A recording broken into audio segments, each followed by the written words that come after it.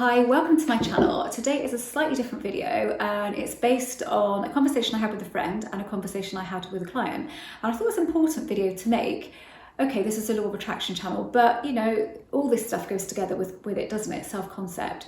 So the question I had was, how am I going to be happy and positive all of the time?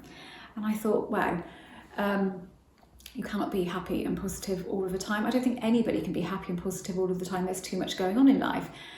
Here's the problem. If you look at positive, then you know that there's a negative opposite. So you are aiming for positive all of the time, but a little bit scared of the negative. It becomes a bit of a, it's kind of the negative has a bit of fear around it. You are fearful of ever feeling negative.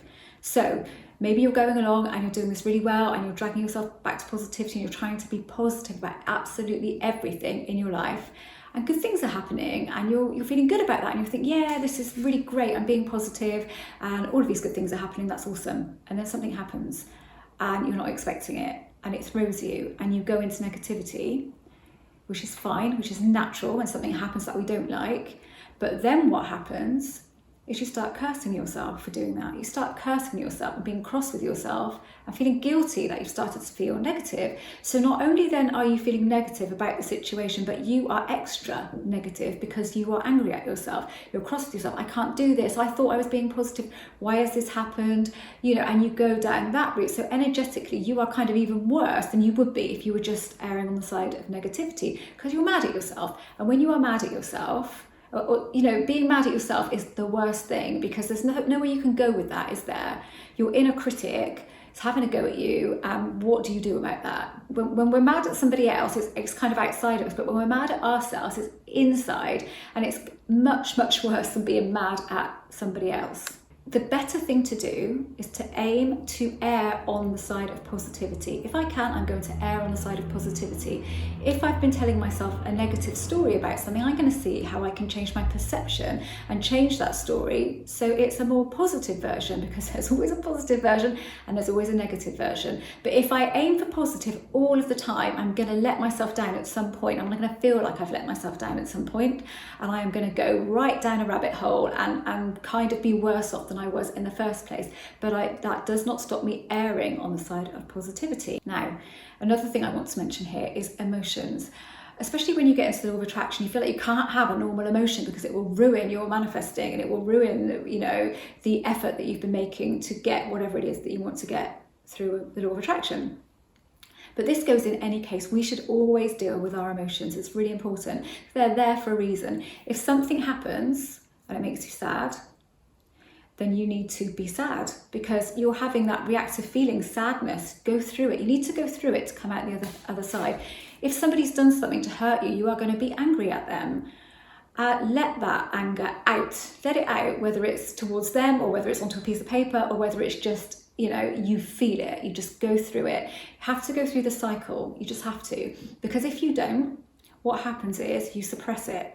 But it's there. It never goes anywhere. These things never go anywhere. They don't just disappear because you decide not to think about them. They hide there and they pounce on you at the worst possible time generally. So deal with those emotions. It's really important to do that. You can monitor your feelings to a point because you want to err on the side of positivity. So when you feel yourself going down the negative route, you pull yourself back and you say, hang on, how can I look at this differently? If I carry on looking at this situation in that way, because how we see a situation is only based on us, you know, how we see it. Somebody else might see it completely differently, and the meaning we give to something then forms the energy of it within us. So we kind of see more of it on the outside because energetically we are that version of something. So how could you see it slightly differently and tweak it so that it's not as negative or not negative?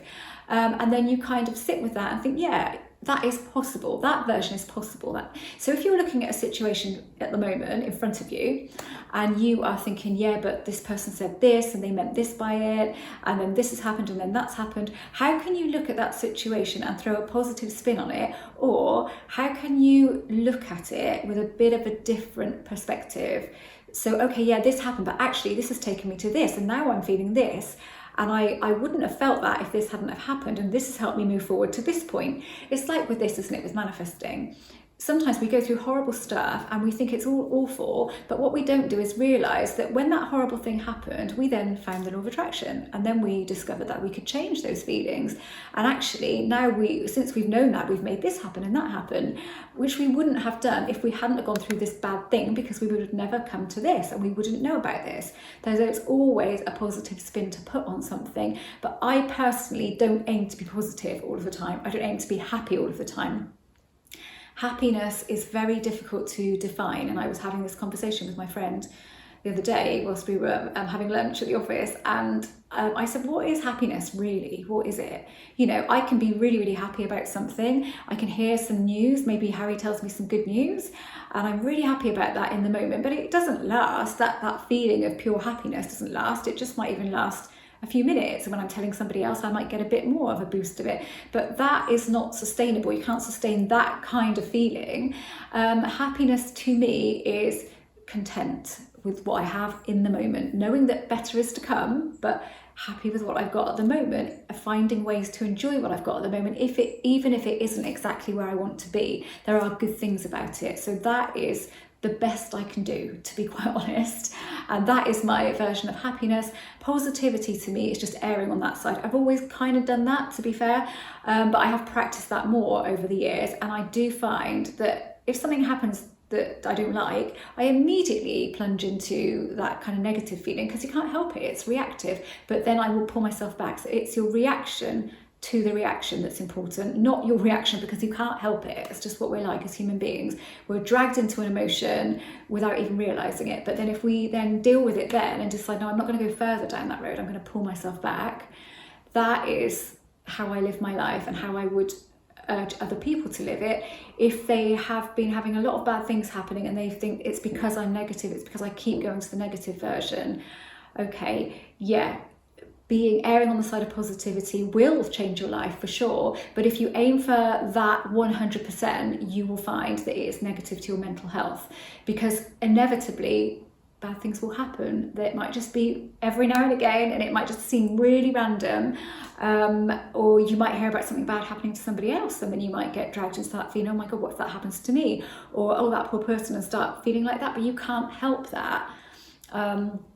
These things in life will happen. You'll see news. I don't really watch the news anymore, and then I see something really big that's going on. I think, oh, when did that happen? Because I try to keep away from it, because the news will drag you into a state of negativity, because they rarely report on anything. I like the local news because they do some really good kind of happy, positive reports there, but not the national news. Keep away from it if you can.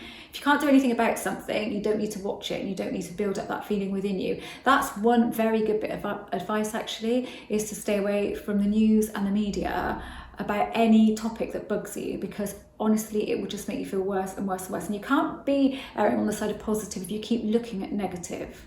I think I'm going to stop it there, because I could go on and on. It's a big topic, isn't it? But really, err on the side of positivity where you can, where you notice yourself being negative and you know it's having a detrimental effect. Bring yourself back and think, okay, how can I see this differently? And let yourself have emotions. Let yourself be emotional. We cannot be emotionless. It's impossible. Let it all out and go through the cycle of whatever it is. You come out the other side by dealing with the middle part. You don't come out the other side by not dealing with the middle part. I am a law of attraction coach, and I am also a life coach. And this video is based more around that part of my business. I'm also an author. All of my books are listed below, all based around the law of attraction, apart from one, which is based around self-concept. And I offer Zoom coaching, and I offer email coaching. If you contact me about email coaching, I have another package now which I don't have on my website at the moment, and it's a half-an-hour call, Zoom call, and then a 4-week email coaching program after that, because there's kind of demand for that. So I thought it was a good way to go with that. But just email me first and have that conversation with me.